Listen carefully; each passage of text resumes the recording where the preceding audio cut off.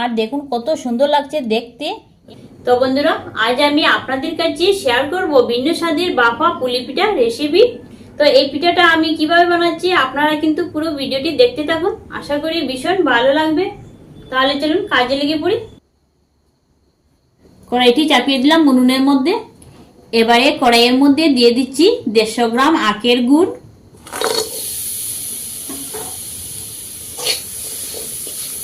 তারপর একটি নারকেল কুড়ানো দিয়ে দিচ্ছি,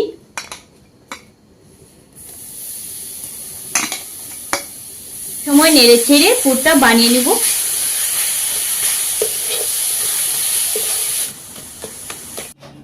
কিছু সময় নেড়ে ছেড়ে নেওয়ার পর দিয়ে দিচ্ছি 2 টেবিল চামচ গুঁড়ো দুধ।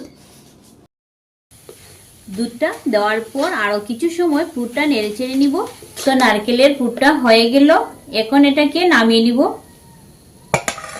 তো পুরটা নামিয়ে নিলাম। এবারে চলে যাব দ্বিতীয় পর্যায়ে। এই পিঠাটা বানাচ্ছি আমি প্যাকেটের চালের গুঁড়ো দিয়ে। এই বাটির মধ্যে চালের গুঁড়োটা নিয়ে নিচ্ছি। শূন্য কড়াইয়ের মধ্যে এই বাটি দিয়ে 2 বাটি চালের গুঁড়ো দিয়ে দিব। হালকা ভেজে নিব। একটু সময় ভেজে নেওয়ার পর দিয়ে দিচ্ছি 200 গ্রাম লিকুইড দুধ।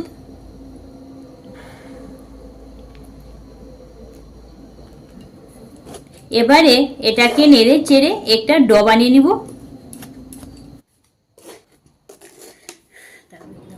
তো ডোটা মোটামুটি হয়ে গেল, এবারে অন্য পাত্রে নামিয়ে নিব। তো নামিয়ে নিলাম আর ঠান্ডা হওয়ার পর হাতের সাহায্যে ডোটা মেখে নিব। এবারে ডোটা মেখে নিব।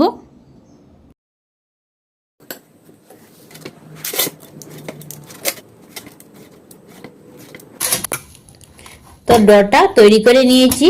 এবারে মধ্যখানে 2 ভাগ করে নিব।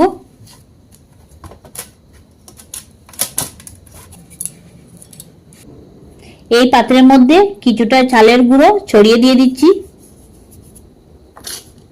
এবারে 2 ভাগ করে নেওয়া চালের গুঁড়োর ডোটা এক অংশ আমি বেলে নিব।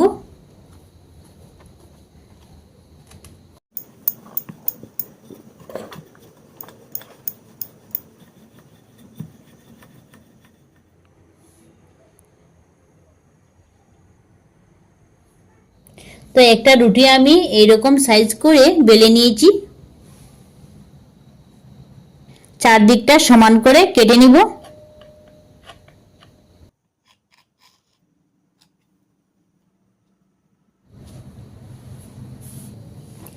তো চারদিকটা সমান করে কেটে নিলাম। এখন নারকেলের ওই পুরটা এর মধ্যে নিয়ে নিব। চারদিকে সমানভাবে নিয়ে নিব। তো চারদিকে নারকেলের পুরটা সমানভাবে বসিয়ে নিয়েছি। এবারে এটাকে এইভাবে উঠিয়ে একটা রোল বানিয়ে নেব।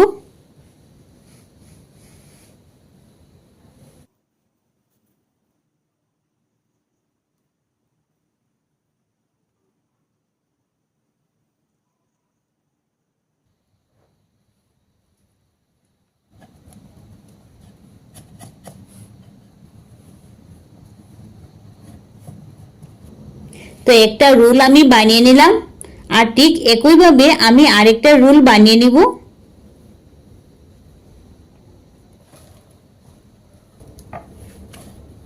তো দুটো রোল আমি বানিয়ে নিয়েছি। এবারে এটাকে বাফা দিয়ে দিব। বাফা দেওয়ার জন্য এই পাত্রের মধ্যে জল আমি আগে থেকে গরম হওয়ার জন্য বসিয়ে রেখে দিয়েছি। এইরকম একটা ঝাঁঝরি এর মধ্যে বসিয়ে দিচ্ছি। এই রোলগুলো এর মধ্যে এইভাবে বসিয়ে দিচ্ছি। চাপা দিয়ে রেখে দিচ্ছি বাফা হওয়ার জন্য। তো চাপা দিয়ে রেখে দিলাম। আর এই পিঠাটি বাফা হতে মাত্র 10 মিনিট সময় লাগবে। তো 10 মিনিট পর ফিরে আসছি। তো 10 মিনিট পর এখন আমি চাপাটা সরিয়ে নিব। তো বাফা দেওয়া হয়ে গেল, এবারে এটাকে নামিয়ে নিব।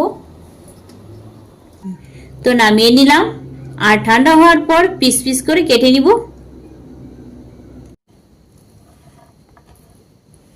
কেটে নিচ্ছি।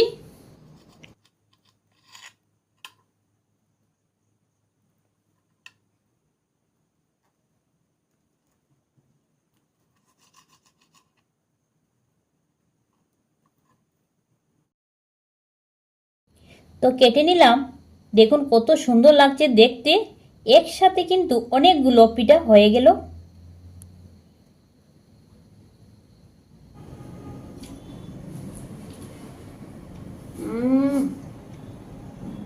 সত্যি খুব সুন্দর লাগছে এই পিঠাটা খেতে। আপনারা একবার ঘরে ট্রাই করে দেখবেন, খেতে ভীষণ ভালো লাগবে। ধন্যবাদ সবাইকে ভিডিওটি দেখার জন্য।